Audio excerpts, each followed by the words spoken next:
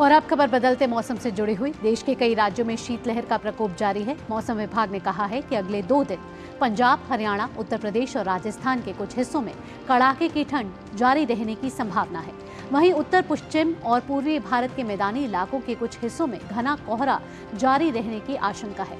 इसके अलावा पिछले 24 घंटों में पंजाब, हरियाणा, पश्चिम उत्तर प्रदेश और राजस्थान के अधिकांश हिस्सों में न्यूनतम तापमान 6 से 9 डिग्री सेल्सियस के बीच दर्ज किया गया।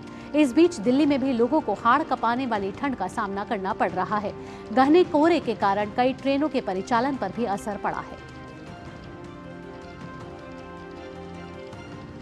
और मौसम से जुड़ी जानकारी को लेकर हमारे संवाददाता अक्षय हमारे साथ जुड़ चुके हैं। अक्षय, सुप्रभात। आपसे सबसे पहले जानना चाहेंगे कि कड़ाके की ठंड लगातार जारी है और हाड़ कपाने वाली ये ठंड है। अभी किस तरीके के हालात है? क्या आने वाले दिनों में भी ठंड का प्रकोप जारी रहेगा और न्यूनतम तापमान कितना रहने की आशंका है, अगर उत्तर भारत के कई राज्यों की बात करें तो? भावना, आपने बिल्कुल ठीक कहा कि बिल्कुल हाड़ कपाने वाली ठंड दिल्ली और पूरे उत्तर भारत में इस वक्त हो रही है। लेकिन अगर बात की जाए कि न्यूनतम तापमान कितना रहेगा, तो पारा 6 डिग्री तक लुढ़कने की संभावना मौसम विभाग ने जताई है।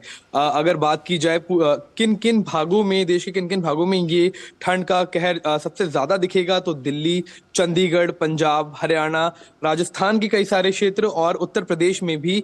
तो जितने भी अगर प्लेन्स की बात की जाए, वहां पर ठंड का कहर काफी ज्यादा दिखने वाला है और ये 6 जनवरी तक ठंड का कहर इसी तरह जारी रहेगा। और 8 जनवरी से ये आशंका जताई जा रही है कि तापमान थोड़ा सा बढ़ेगा, लेकिन तब तक लोगों को इस ठंड से जूझना पड़ेगा। अगर बात की जाए कि किस तरह से असर ठंड की वजह से हुआ है, तो कल पिछले 24 घंटों में दिल्ली से आने जाने वाली ट्रेनों में देखा गया कि 26 ट्रेनें लेट हुई थी।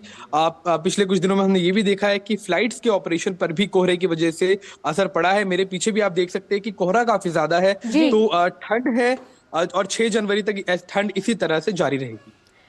जी अक्षय, अगर देखा जाए तो प्रशासन की तरफ से इन दिनों किस तरीके की मदद गरीबों के लिए की जा रही है? अलाव का सहारा किस तरीके से लोग लेते हुए नजर आ रहे हैं? प्रशासन की तरफ से क्या कुछ पूरी व्यवस्था ठंड को लेकर?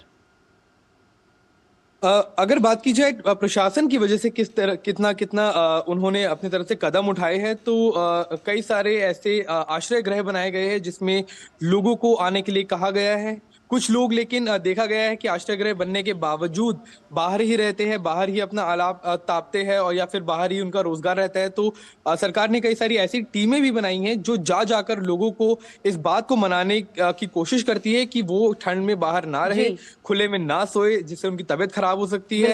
और उनको ले जाकर उनको एक तरह से ट्रांसपोर्ट भी किया जा रहा है इन सभी आश्रय गृहों में। और खास तौर पे बूढ़े या बच्चे जो लोग बेरोजगार है या फिर बेघर है, उनको इन आश्रय गृहों तक लेकर जाया जा रहा है।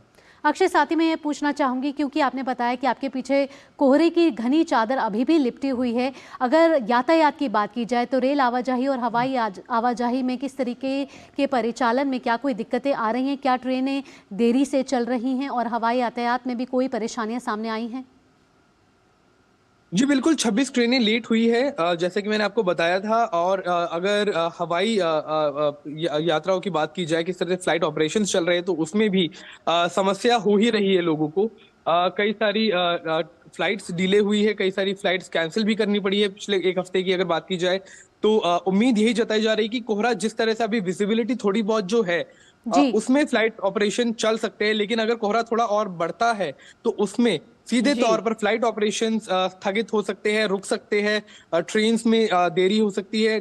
और यहाँ तक कि अगर हाईवेज की बात की जाए, क्योंकि वो खुले रोडों पर, खुले इलाकों में हाईवेज बनाए जाते हैं, तो वहां पर कोहरे की घनी चादर से एक्सीडेंट भी देखने को मिले हैं। तो ऐसे में अगर ट्रांसपोर्टेशन की बात की जाए तो सीधे तौर पर असर पड़ सकता है। चलिए, बहुत बहुत शुक्रिया अक्षय, और इस खबर पर अपनी नजर आप लगातार बनाए